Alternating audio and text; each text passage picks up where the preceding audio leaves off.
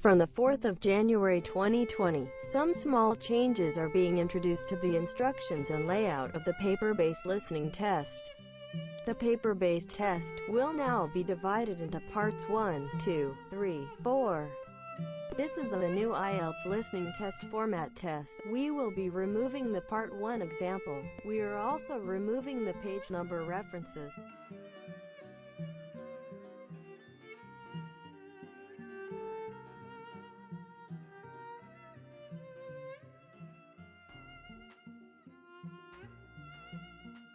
Part 1. You'll hear a woman talking on the radio about sport aid. First, you have some time to look at questions 1 to 6.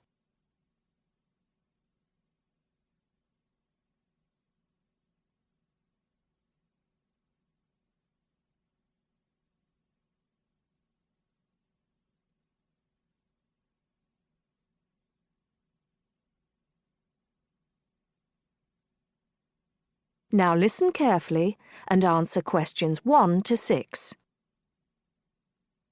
Hello, you're listening to Redgate Radio and I'm Alex Dunbar. As you may know, people in the city will be taking part in Sport Aid this weekend. Here's Liz to tell us more about this event and how you can get involved. Thanks, Alex. Well, this is the 4th year of Sport Aid, and it looks like it's going to be bigger and better than ever. Sport Aid is organised by the City Council, and it supports a number of different charities, although the main reason for its existence is to raise money to help developing countries. Last year, it raised over £100,000, and that money has helped to make life a little easier for people in many parts of the world. Just to give you one example, the village of Otunga in Chad now has a water supply, meaning that the people no longer have to walk miles every day just to get water. And there are countless stories like that. By contributing to the infrastructure of different regions, it's hoped that things like Sport Aid will enable many more people to climb out of poverty. Another way in which that happens is by giving people the knowledge and skills to earn money. One of the biggest issues facing people in many poorer areas of the world is education. Something that we take so much for granted can be rare and expensive in some regions. Education is seen as key to development, and money from Sport Aid has paid for schoolrooms and equipment in a number of places. So what can you do to help? There are lots of ways in which you can get involved. First of all, you can go down to the biggest attraction of the day, the Sport Aid charity football match. There will be thousands of people at City Stadium, and all the money raised from the sale of tickets goes to charity. There's much more going on than just a football match, of course. There will also be lots of entertainment for the whole family, including a fair, stalls selling all kinds of food, and even a chance to try out some sports you may not have tried before, like softball and volleyball. It's probably going to be a very active day, so it's best to make sure that everyone is in comfortable clothes before you go down there. It's always a fantastic day out, and it's a great way to show your support. Before you hear the rest of the talk, you have some time to look at questions 7 to 10.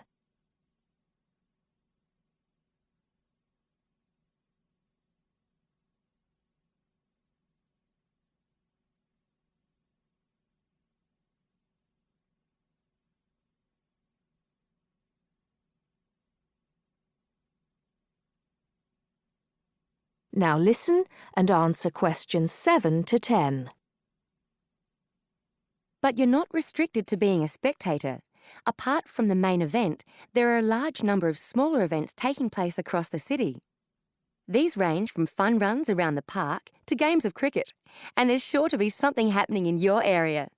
Contact details are available for the people putting together each event, and you can get those from the council website. We'll be giving you the address for that at the end of the program. It's still not too late to organise your own event, as lots of people around the city are, although you'll have to get going on it now. First of all, do check that there isn't a similar event in your area, and then call the town hall to register your event. The local council needs to approve all events, and you'll stand more chance if you can come up with a sport that's new to some people, rather than just another game of football. Use your imagination, or try the internet to get some ideas. Try to come up with something that's going to get lots of people along and which will raise money. You might not want to go for anything that turns out to be too costly, though, since the council isn't able to supply bats or balls or anything else you need.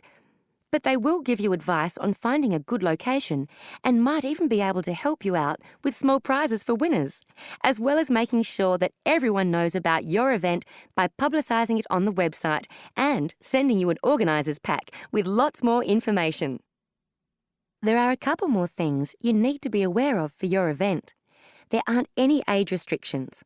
Although, if you're under 18, you'll need to get an adult, such as a parent, to sign the forms for you and to handle any money raised. But you do need to live in the Red Gate area. You should also be prepared for anyone to turn up, since all events are public. That is the end of part 1. You now have half a minute to check your answers.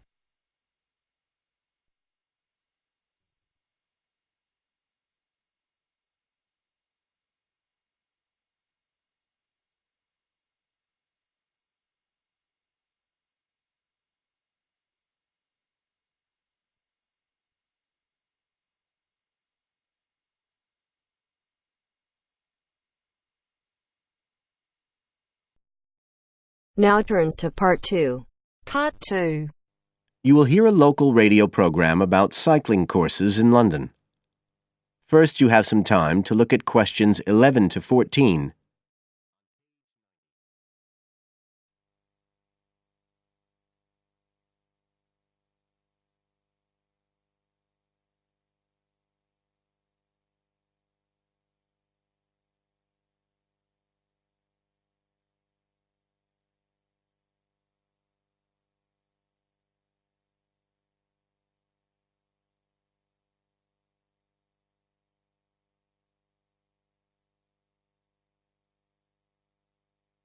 Now listen carefully and answer questions 11 to 14.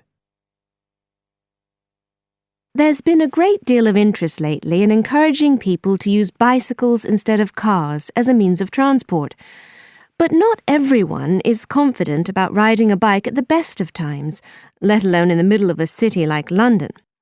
Jack Hayes is a professional trainer who works for a London-based company, City Cyclist, which provides cycle training for the public. What exactly does City Cyclist do, Jack? Well, our basic purpose is to promote cycling as a sustainable form of transport.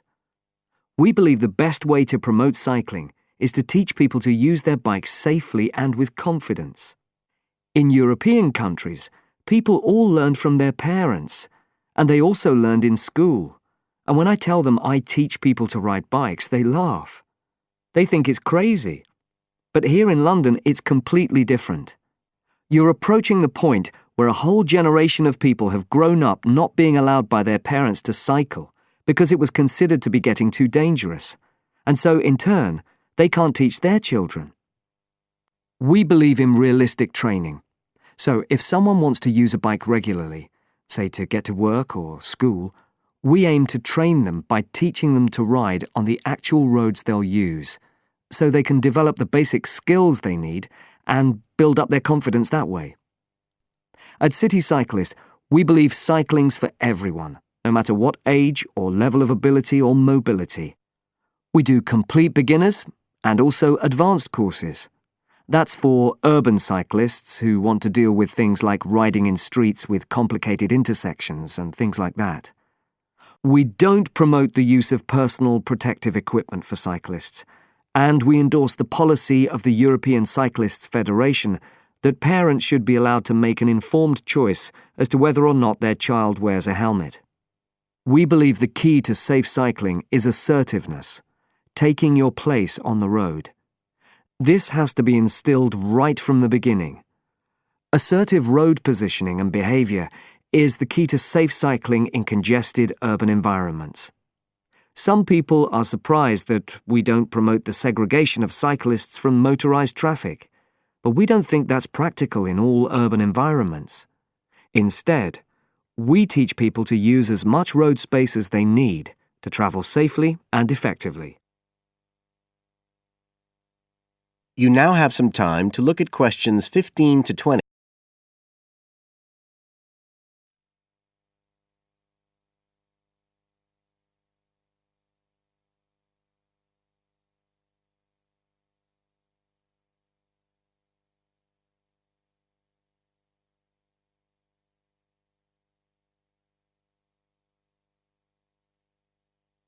Now listen and answer questions 15 to 20.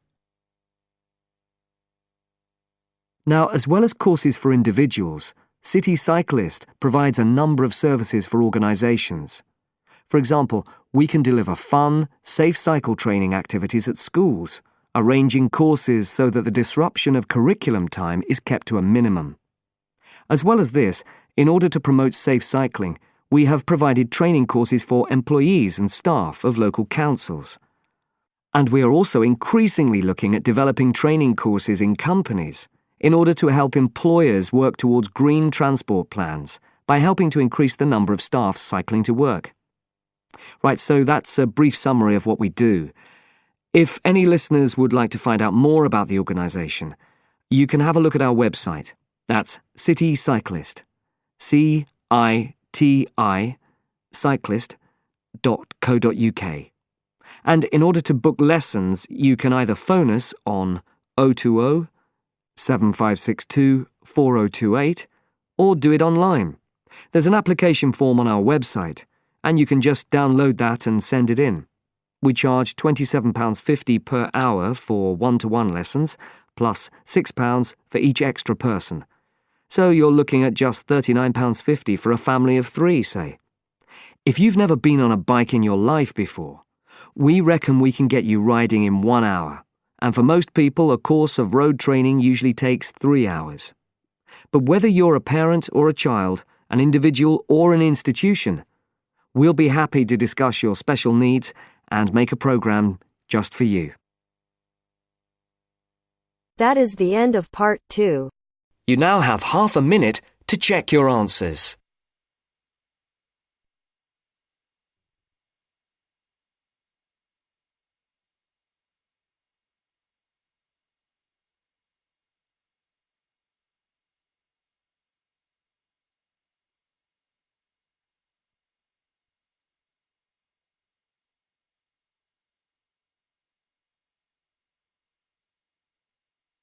Now turns to part 3.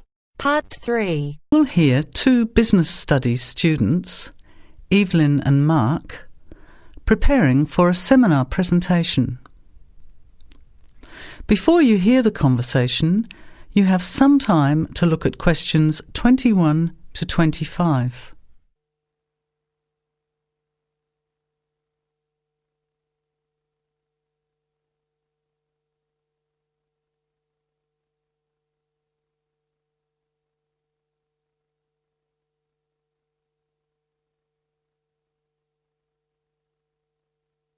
Well, I think the marketing of food would be a good topic. I read a very interesting article the other day about the Canadian food market. I suppose everybody's interested in food, even if it's trying not to eat. Why Canada?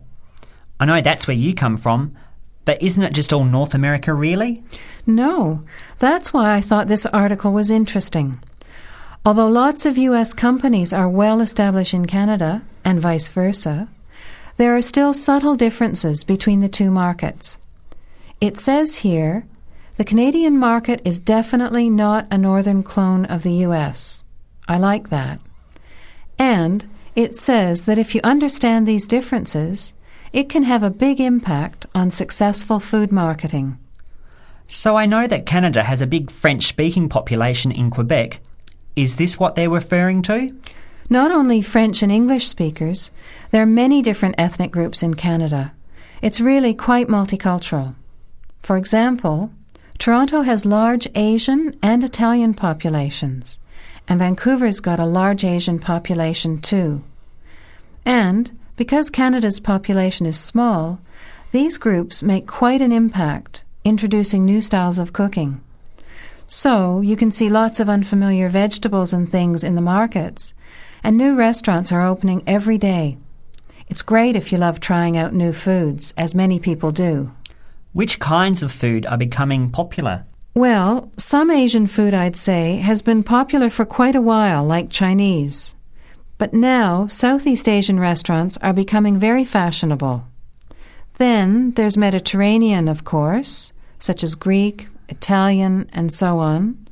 But Caribbean and Mexican food is really taking off among young people these days. So, are the supermarkets starting to stock the ingredients that are needed to prepare these foods at home? You know, all those unusual condiments and sauces. Yes, that's right. It's quite interesting going to the supermarket, isn't it? And noticing how they're introducing sections for foods of different nationalities. You can buy quite exotic products locally these days. The article mentioned that 80% of the Canadian retail market is controlled by 8 major national supermarket chains, so that when they introduce changes, they can happen quite rapidly. OK. Well, how are we going to organise this seminar then? I made some notes on the trends in the Canadian market, about changing tastes, and also patterns for where food is consumed. I thought maybe we could summarize it into a chart or table, and maybe use the overhead projector to present it. Good idea. Maybe I could have a look for similar trends and tastes in Australia and the UK for comparison. Let's have a look at what you found. Before the conversation continues, you have some time to look at questions 26 to 30.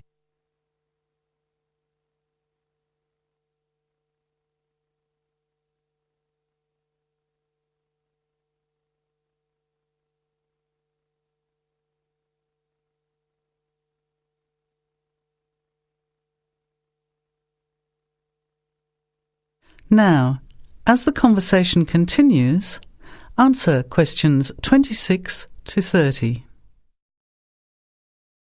The most significant trend, it seemed to me, was that Canadians are definitely interested in healthy food.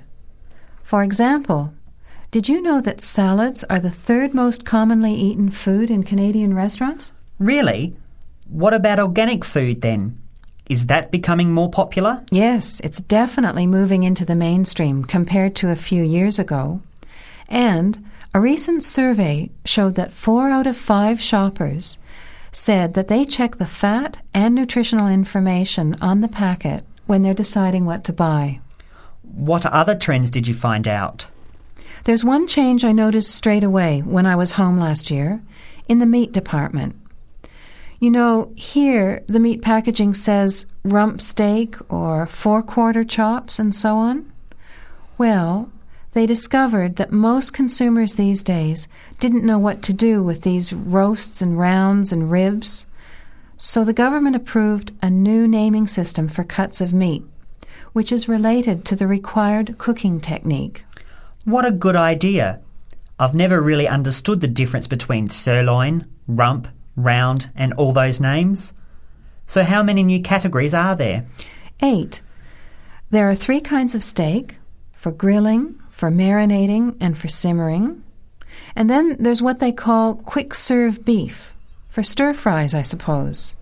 And premium oven roast, pot roast, and stewing beef. It's a great idea, isn't it? I hope it catches on here. I agree. Any other trends that you thought were significant?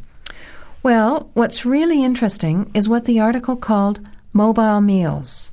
In other words, more and more Canadians are eating meals away from home, but not just eating more junk food. They're projecting a 40% increase in snack food sales over the next 3 years, and the growth is coming from healthy snacks. You know, the ones that have less cholesterol and fat, such as muesli bars, health food bars, and those types of products. Apparently, in the food marketing jargon, they're called nutritious portable foods, which means healthy snacks. The other major trend is that young people are doing more of the food shopping these days, so marketing has to be aimed more at them, as well as more conventionally at the mother.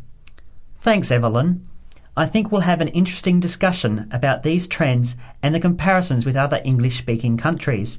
I'll see if I can get some information about them to compare with yours, and meet you on Friday to put it together.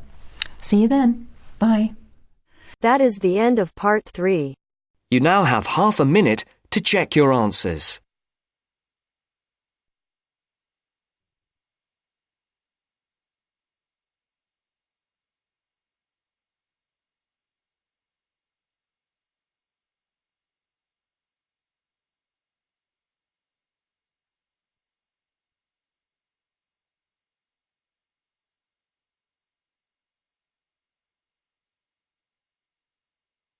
Now turns to Part 4.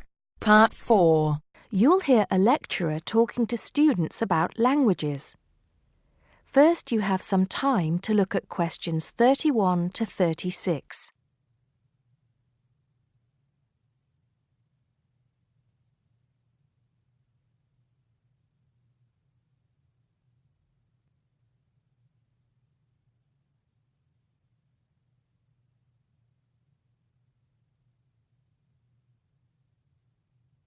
Now listen carefully and answer questions 31 to 36. Good afternoon, everybody. Today, in the first lecture on anthropology, we're going to look at languages and how they are disappearing fast and what effect that's having on people and the world as a whole. We hear so much in the news about the possible extinction of animal and plant species in the world. It's a sad thing that one day certain animals will cease to exist. But how many of you are aware that the world's languages are facing a similar threat?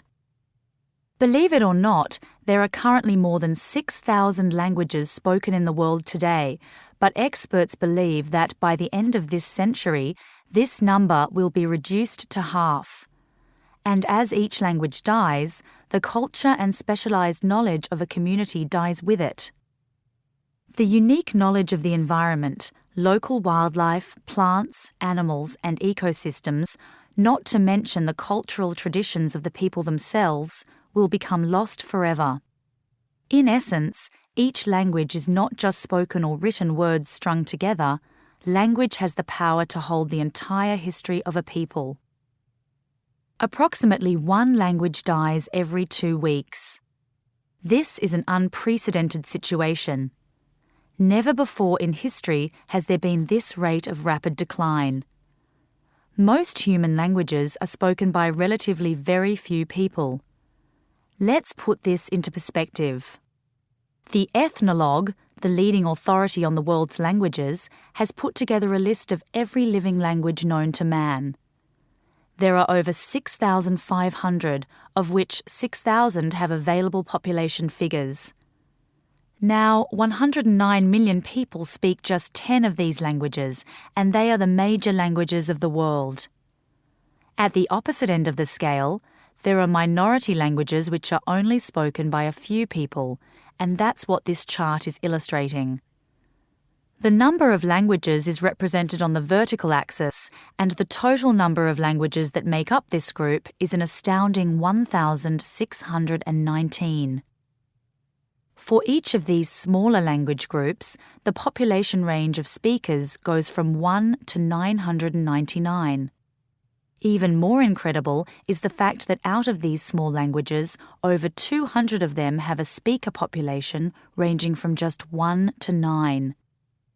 Imagine only 9 people speaking your language in the whole world, or even only 1 or 2 people. Now, let's think geographically. In total, there are 516 languages that are nearly extinct, where only a few members of the older generation survive. When they die, the language will die with them, lost forever.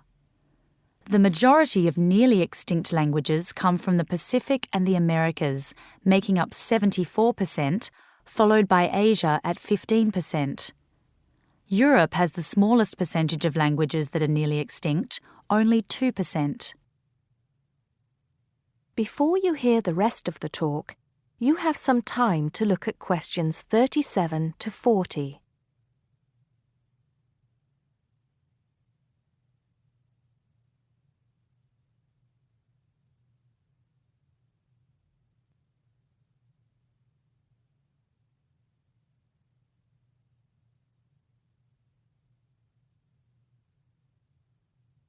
Now listen and answer questions 37 to 40.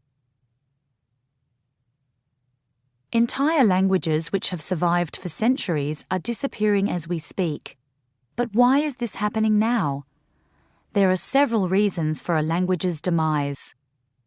Globalization has made the world smaller, and technology has made it easier for people separated by vast distances to communicate in a common language, which further ensures the growth in economic status for such communities.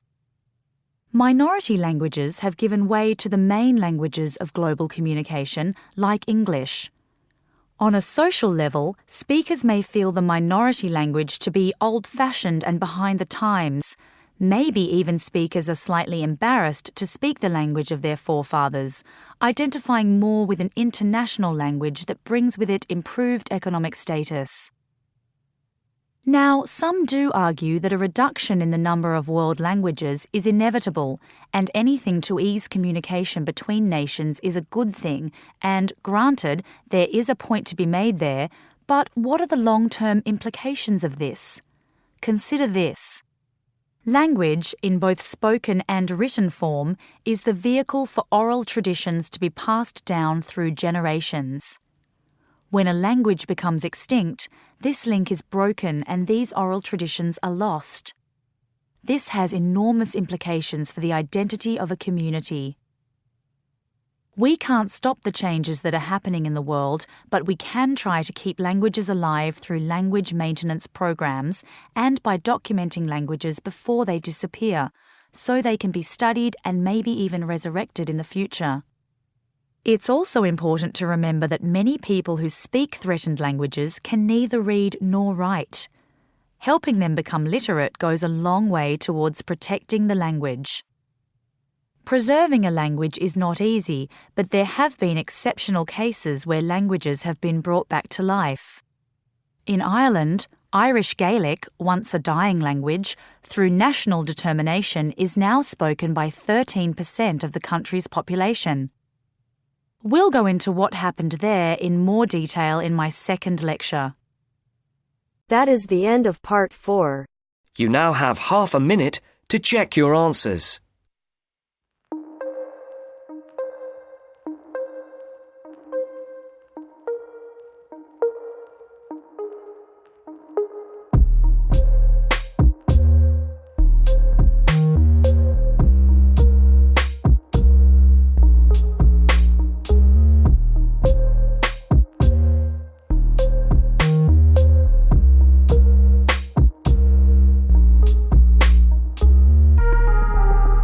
That is the end of the test. You now have 10 minutes to transfer your answers to your Ielts listening answer sheet.